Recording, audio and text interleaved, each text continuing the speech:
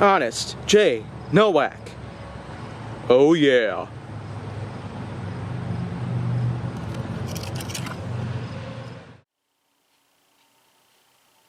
A pleasure to meet y'all at last, and welcome back to Flying with the Foam on HJN.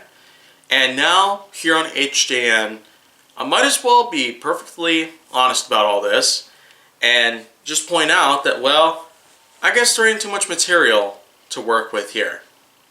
Just the camera on the tripod, a place to sit down on, which is perfectly fine on its own, but to know that there's only one blaster left that had been officially released in the Rivals Edge series, and this is pretty much it, but, oh, that's right, I almost forgot.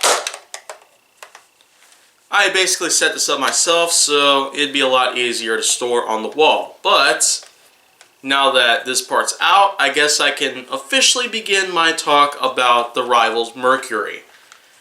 Of course, this was the first blaster that I chose to review as part of Nerf Secrets Revealed Aftersaw back in October 2020. And basically speaking, the fact that the end of Nerf Secrets Revealed Boltzmann Intrigue actually takes place right before the first episode's release on October 20th of 2020, it just goes to show that this basically did a lot in the film's production. Being that this was the first blaster that I brought out to that table back out there on that backyard deck last October, so I could specifically start talking about blasters for Nerf Secrets Revealed Aftersaw, and in many ways, I guess this one really did the trick. This was the first one that I picked out, but you know what?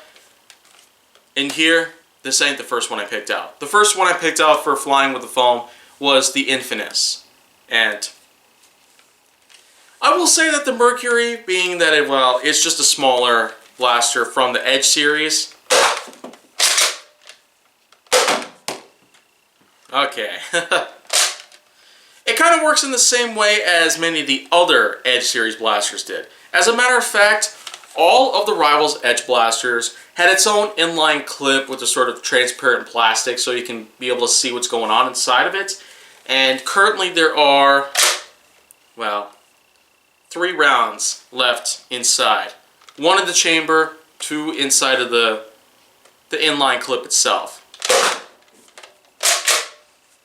But in all honesties, the Mercury is probably more than just that, because, as a matter of fact, there have been a few blasters that actually have this. But the bolt that is located on the side of the blaster has its own little thread on the inside of it, similar in ways to how screws and bolts are. The hardware bolts, that is. But this is actually reversible, so you can put this on either side of the blaster to be able to make it comfortable for your dominant hand side. If you're left or right-handed, then well, this will work with you either way. But the majority of sniper-based blasters or blasters that had bolts on the side would either be, well, on both sides for easier access, and in the case of, well, the usage of a bolt only on one side of the blaster, I suppose that's when they made the call to have, well, pieces like this manufactured with a thread on it, as well as the slots on the inside to have threading as well. So you could easily just screw this inside without any difficulty. Which is unlike the majority of older blasters out there. You especially remember how the Mega Centurion did. Well, of course, those were permanent attachments, but somehow they could actually break off really easily.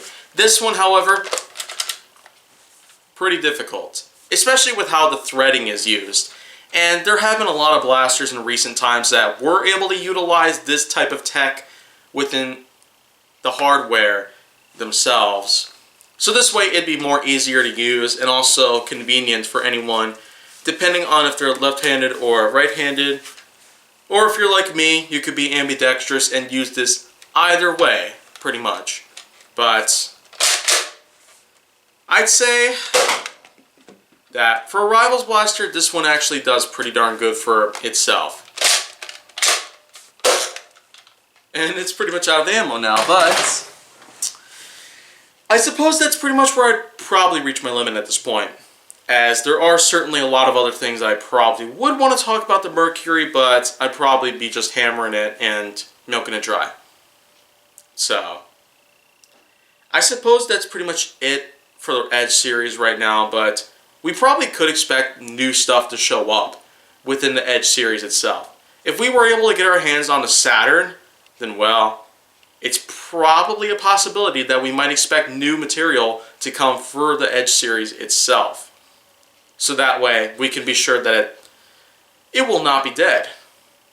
But if we could do the same thing with many of the other series that we have from Nerf, then we might just have the likelihood of getting ourselves back in the game. But until that happens, we're just going to have to wait and find out for ourselves. But if you want to see more go down to my channel, especially with all these new things coming around here and flying with the foam, then make sure that you like, subscribe, comment, follow me on social media, and stay on the Hollywood side.